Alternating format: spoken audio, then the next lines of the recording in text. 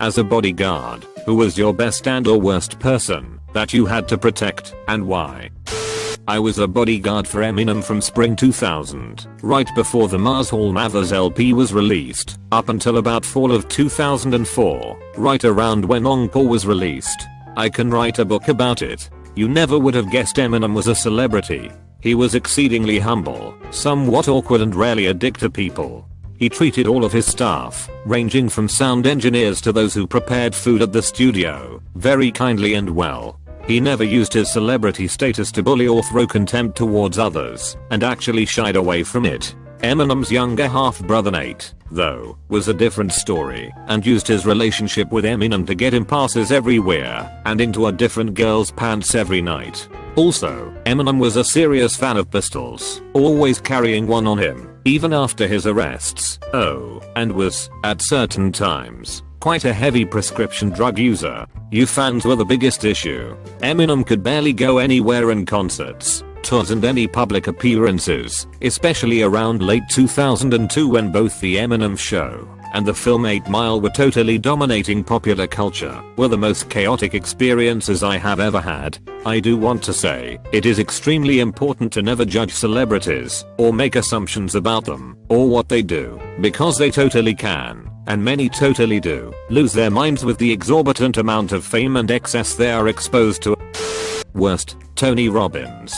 Guy was an absolute tool. Never mind the fact that he made all his wealth by taking advantage of gullible people, and his behavior just adds to his douchiness. He demanded that his hotel room be a certain temperature at all times, and when it was a couple of degrees off he lost his shit and started yelling at the hotel staff. I had to escort him up to his room after one of his seminars, and his staff groupies and hanger-ons stated that I had to be 20 feet away at all times or I would be disturbing his aura. How the hell am I supposed to protect him if I have to stand that far away? He also had this weird machine contraption that looked like a mix between an enema machine and a giant dildo. I had no idea what the hell it was for, and I didn't ask. Weird dude overall. Best, Snoop Dogg or Snoop Lion now. He was totally chill. Asked that I put the Steelers game on for him, and gave me a wad of cash to pay for a bunch of PlayStation 2s to bring up to his room, since him and his entourage were going to have a major Madden tournament in the evening. Also instructed me to only allow children near him, and no adults, since he only signs autographs for little kids. Actually a very well spoken and respectful individual considering what he's known for in his career.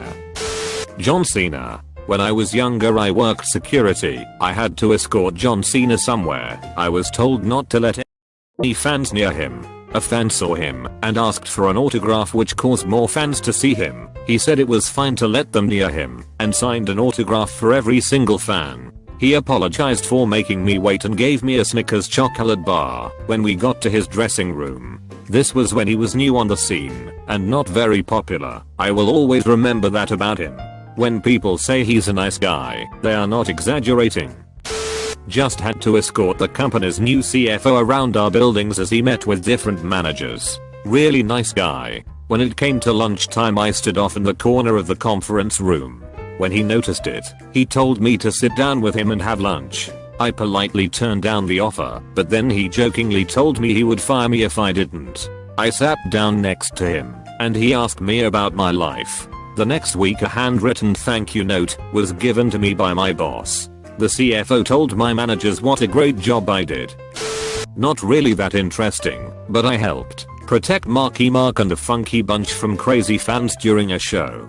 We basically had to hold the line and pass passed out girls over it to the ends. I really had no business being out there since I was pretty scrawny and 14 or 15 years old, but my friend's dad was running the party. Got to meet Marky Mark, who was super friendly and threw a mean gang style handshake where all I could do was stay loose and go with it. Then we ate some fried chicken with a group backstage. The end. I worked at a concert venue while in college and had to guard the dressing room and escort the acts to the stage. Never had a bad experience.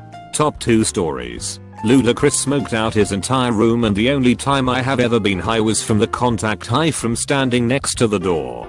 Guy in gym shorts and a t-shirt comes walking in the restricted area. I ask him for his pass and he says that he doesn't have it with him.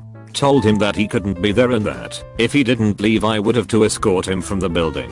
Turns out the guy was Kix Brooks of Brooks and Dunn. After he was all dressed and waiting to go on, he made a point to come up to me and apologize for not having his credentials with him. I told him that I didn't recognize him without his hat. Really nice guy.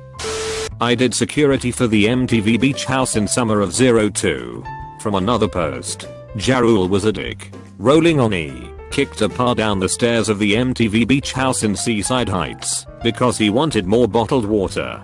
Carson Daly genuinely a nice guy. He would always be playing in the beach sand with his daughter. Once some girl came running over, past the security gate and accosted him, nearly stepping on his daughter who was at his feet. He told her off, and she seemed really surprised. I was part of the security detail for the beach house, so I told her exactly why she was an asshole. Snoop Dogg genuinely cool. Came in with Don Magic Juan. It was during his pimp phase. Chatted with all the staff, his security guys, enormous Hulk-like monsters of men. Kept asking us how easy it was to reel and tell working for MTV. Michelle Rodriguez came to the house with the other girls from Blue Crush. Some of her ghetto ass friends from North Jersey snuck onto the set with super soakers. They ended up nearly destroying a 100K camera in the process. Also met David Arquette last year at Reggae on the River. He took some pictures with us, served some beer, then decided to climb on top of the empty kegs. I yelled at him to get down because the pyramid of empty kegs was not sturdy. Also, Vinny Stigma, one of the fathers of New York hardcore, was cool as shit. I grew up listening to Agnostic Front. I was at Nick Tattoos getting tatted by Lars of Rancid, another damn fine fellow, and he entertained my girlfriend by telling stories of fighting skinheads on the Jersey Shore in the 80s. I got injured while I was in the Marine Corps in San Diego in 2009. So they pimped us out to Comic-Con to do security for the celebrities that were signing and doing talks. Hands down best people that I did things for was Jamie and Adam the Mythbusters. They were totally awesome. They signed anything that anyone wanted for free and took pictures with everyone. The worst, and it made me really sad, was Adam West. He was a complete shat. He showed up covertly wearing a hat, sunglasses and a SARS mask. And when he took everything off and not many people noticed, he was upset and waited for everyone in line to applaud before he sat down. When he did, it took 20 minutes for him to get ready, which meant yelling at his assistant for a multitude of reasons. When he finally started letting people through, they announced that each autograph was $40 and he would only sign one of 4 pictures that he brought himself. After an hour he started signing things that people brought for double. $80 for him to Bali, put a scribble on something, and he wouldn't personalize any, just his name. Then he freaked out and left after yelling at his assistant for like 10 minutes. He left with over 150 people left in line that had stood there for like 3 hours. It made me really sad. I always really liked him before that. I had the pleasure of guarding Peter Cullen at a convention for the TID. Peter Cullen is the voice of Optimus Prime and EIOR. When I arrived on site, I had no idea who I was guarding or about the convention. I walked in and I realized I was with my people. After I found out I was guarding Peter Cullen, I was hyped up. He was the nicest guy I have ever met. He really cared about the fans. People would tell him stories about the impact he had on them as Optimus and EIOR, and he took it to heart and gave out hugs when he saw that they needed it. He looked over the gifts that he received and actually appreciated them. While in the back room, he asked for milk and Swiss chalet. He really loved Swiss chalet. The thing that caught me off guard was the fact he didn't like swearing. He was constantly making jokes while in the back and asked me to sit inside the green room and take a break. I ended up staying an extra hour at the convention just to hear him speak about his experiences and answer fan questions. TLDR, got paid to hang out with Peter Cullen, Optimus Prime and EIOR. I have a couple, but it's mostly stories about bands' personal security being assholes. I works Kiss, backstage by the dressing rooms. These 4 Douchy brothers come through the stair doors with backstage passes. They asked to go in the dressing room, assuring me they've done it before at a Kiss concert. Well, the VIP passes for the crew had little stickers we had to check for. As I'm checking the passes, 2 of the guys just go into the dressing room. Gene is in. I went to get them, but the stage manager was already shoving them out and then proceeds to scream at me. I tried explaining I was checking the passes and they just barged in, but he kept berating me. Gene Simmons comes to the door and just says it's okay, don't worry. Guys are long gone, but the SM sends me to a different post outside Paul Stanley's room instead. He was an awesome dude. We chatted for a couple minutes about a fantasy novel I was reading, and he was super cool. So the band was awesome, the SM not so much. Worked a Shinedown concert. You probably don't know who that is, but they sang the Down the Barrel of a 45 song a few years ago, and were in the midst of that success. Packed venue. They had their own security who proceeded to boss us around and beat up the crowd for no reason.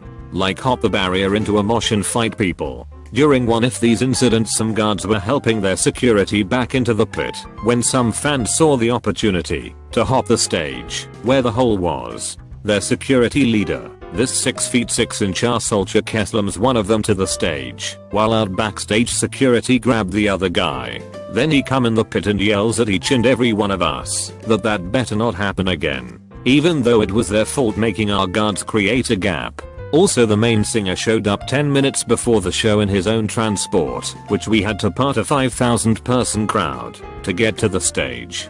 Totally dickish. I have many more bad ones, but I'll leave with a good one.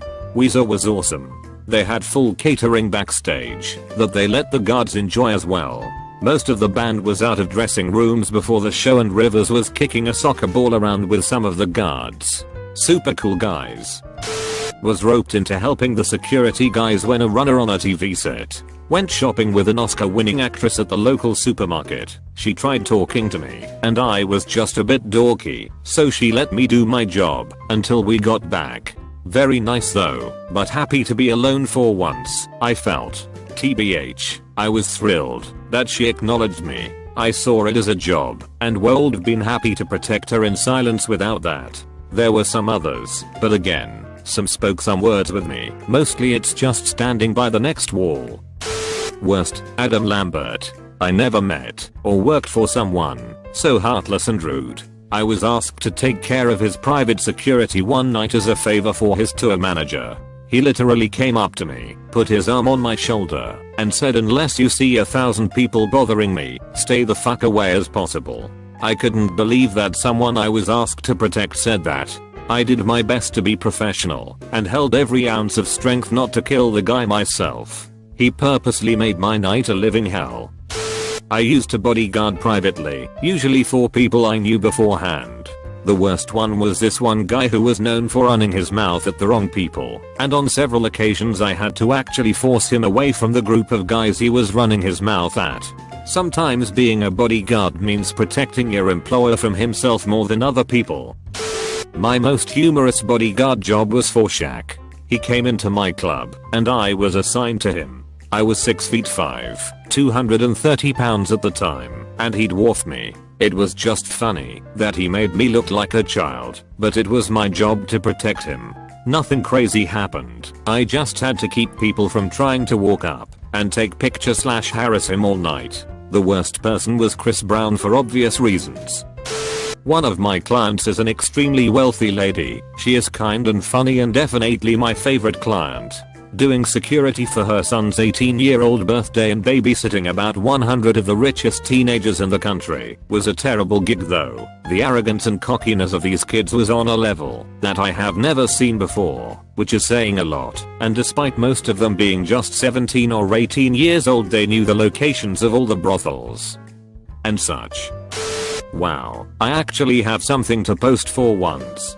So I was volunteering at my friend's college.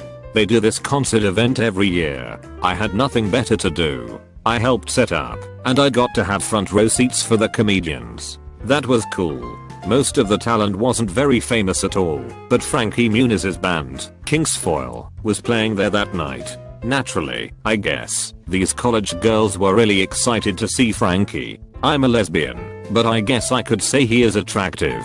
And he is famous, so there's that. Anyways, I don't know where the guys in our volunteer group went, but when it came time for the autographs/pictures, they were long gone.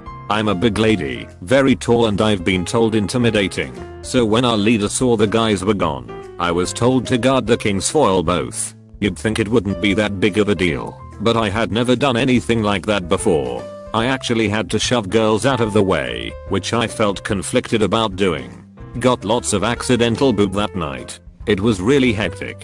They were probably drunk, I don't know. But yeah, I didn't get to personally meet Frankie, but from what I could tell he was a really cool guy. I worked security in college and had to protect the guys in the Bandil Scolet's dressing room, which was basically just a big back room we have for bands to chill in before they go on stage at our college pub. After the show, they had a whole whack of booze complimentary, but the drummer kept insisting he smoked weed in the room. It's a school, he can't do that, so we asked him to put out the joint.